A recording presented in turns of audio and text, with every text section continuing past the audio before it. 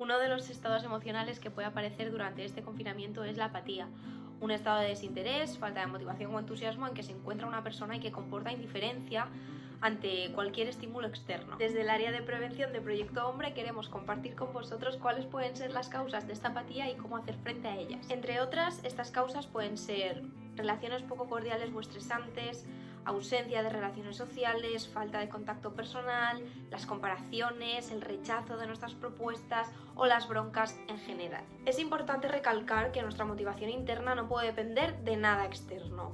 No podemos estar esperando los ánimos de los demás para sentirnos bien, ya que quizás no llegan en el momento en el que esperamos. Y en relación a la motivación externa, lo crucial es saber qué nos motiva y qué nos desmotiva. Teniendo esto en cuenta, ¿qué podemos hacer para trabajar nuestra motivación día a día? Pues aquí os dejamos unos consejitos. Ponte en marcha. La acción precede a la motivación. Hay que tener claros nuestros puntos fuertes. De esta manera podremos fijar una estrategia para conseguir nuestros objetivos y darles prioridad.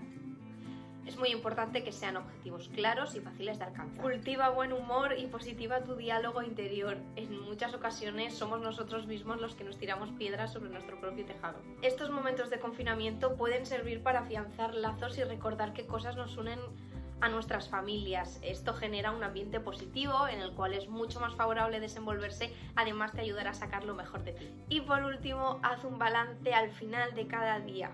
Recompénsate por tus objetivos y aprende de tus errores.